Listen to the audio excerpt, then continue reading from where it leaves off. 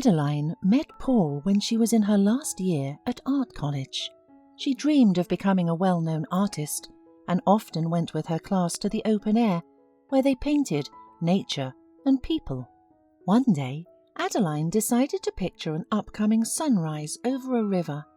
She got up very early and wandered for a long time in the darkness along the embankment, searching for the right perspective, which was not easy at all. Having lost valuable time, she started her work instantly when the sun was shining too brightly already. Adeline was very disappointed that she missed the opportunity. Suddenly she heard someone's voice. The girl realized that at this early hour she was all alone here, and if anything happened, there would be no one to call for help. Mentally preparing to drop her things and run away, she turned cautiously and saw a young man beside her, who looked quite peaceful and smiled broadly, as if he and she were best friends. "Nice," he said, still smiling, and nodded at Adeline's artwork. "Could you draw a picture of the most beautiful girl in the world? I'll pay." "If you bring her photo, I can do it," she said, and shook her shoulders. "I don't have a picture of her, but maybe you have a mirror?" Adeline thought that he was just joking with her and was about to leave, but for some reason she stopped and took a small mirror out of her bag and handed it to the stranger. The man held it up to Adeline's face and said with a smile, "Here is the most beautiful girl in the world." This phrase was the beginning of Adeline and Paul's love story. Paul had just graduated from university and was working as a sales manager. He did not earn much, but he was courting nicely. He used to take Adeline for romantic walks, gave her modest but nice presents, and when she got her diploma, he proposed to her on the very spot where they first met. Adeline was in love, and of course she said yes right away. They had a modest wedding, among relatives and friends, but that was not the main thing. The important thing was that from now on, they would always be together. Paul was a very goal-oriented young man, and he knew very well with whom it was best to make friends in order to achieve success. He had a gift of persuasion and did not stop at nothing to achieve his aims. Therefore he quickly moved up the career ladder and soon led the sales department. Adeline, on the other hand, was a creative person and never aspired to a career. By day she taught at an art school, and in the evenings she painted pictures to order, and most often just for the soul, imagining that one day they'll be bought by a real connoisseur of painting. One evening, after a hard workday, Paul came home and finally told his wife about his dream of quitting his job and going into his own business in the building materials trade. "It is time to stop working for others and start making money for you and me. I know it won't be easy at first, but I'm sure it will work out." Adeline always and in everything supported her husband's aspirations, and this time was no exception. "Sure, honey, you'll succeed. Don't worry about money for the family. I work, so we'll have something to live on," replied Adeline to him. Paul grinned to himself then, but kept silent, because he had never taken his wife's profession seriously and could not understand why she did not want to do something more promising. Paul's business turned out to be successful, and very soon they had a son. After the baby was born, Adeline left her job at the school, but continued to work at home. She painted and gave private lessons, but not very often, as the baby grew uneasy and would not let her sleep, neither during the day nor at night. But Adeline did not forget about her dream and continued to work hard. The only thing that upset Adeline was that her husband did not notice her efforts, stopped being interested in her and her paintings, and once even rudely advised her to take care of their son and not to waste time on silly things. Adeline got very upset by his cruel words. She cried a lot, and even put all her brushes and paints on the top shelf in the closet. But then, however, she could not stand it and began to write pictures again, but only when her husband did not see it. The more Paul earned, the more his attitude towards his wife noticeably changed.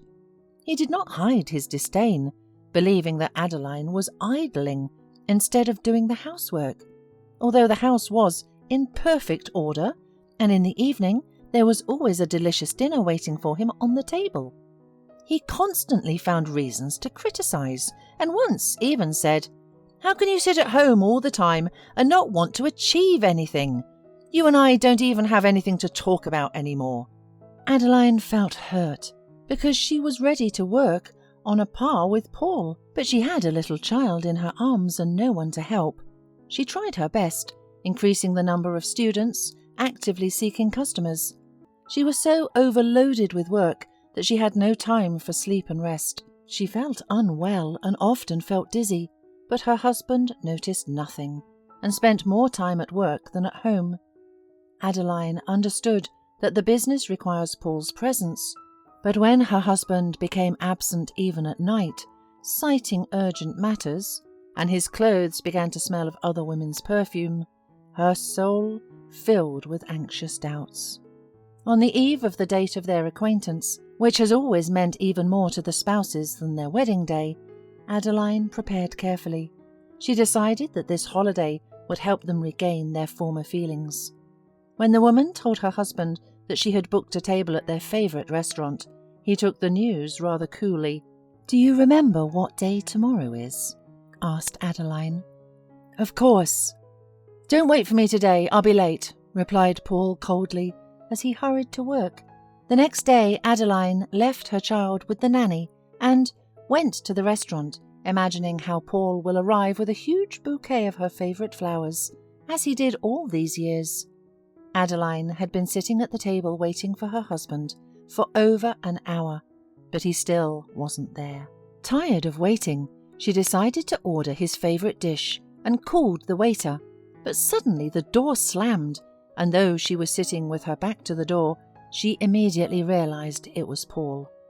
Adeline did not turn around and waited for her husband to approach her, but to her surprise, Paul passed by and snuggled up at another table. Adeline wanted to call him, but then she saw that he was nicely talking to a long-legged blonde.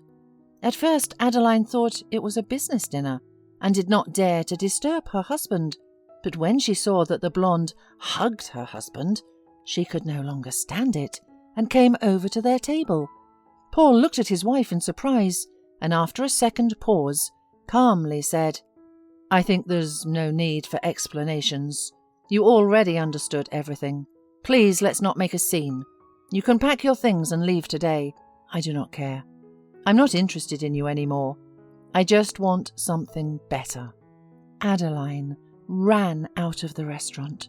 She stood in the street, bursting into tears, and could not immediately calm down. When she came to her senses a little, she wondered why that woman seemed familiar to her, and immediately remembered.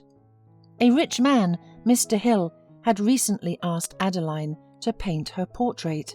Although Adeline was not vindictive, but she could not forgive such a betrayal. Walking over to the window, from which she had a clear view of the couple, she turned on her smartphone camera. Adeline's plan turned out to be simple.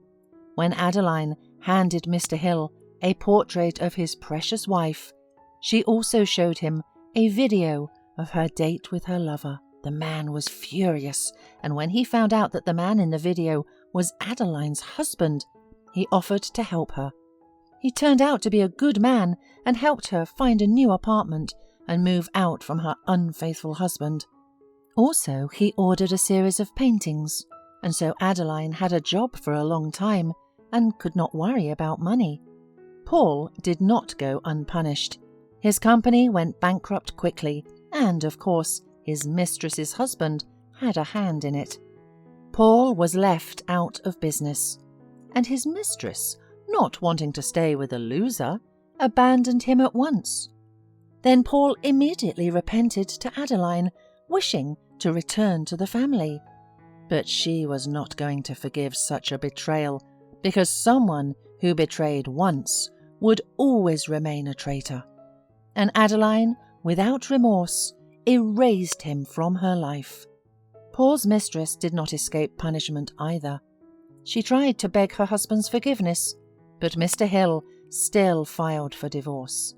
In court, he proved the fact of adultery, so he was able to protect his entire fortune, leaving his wife with nothing. Meanwhile, Adeline finished her series of paintings and brought them to Mr. Hill. She was surprised when the man made her an appointment at the gallery. Once inside, Adeline was even more surprised to see that there were no paintings on the walls. "Why are the walls blank?" she asked. "Well, you're the director here from now on, so you should decide which pictures will decorate these walls," replied Mr. Hill, smiling enigmatically. As it turned out, the man, in gratitude for the fact that Adeline opened his eyes to his wife, decided to fulfill her dream and offered her to be the director of the gallery he opened. "By the way, I think the best way is to start with your exhibition," he smiled. Adeline, of course, accepted the offer because she had long been dreaming of having a solo exhibition. Now she knew that if someone really wanted something, the dream would come true. Thus, the happy woman bravely stepped into a new, interesting life, full of creative successes and reliable friends.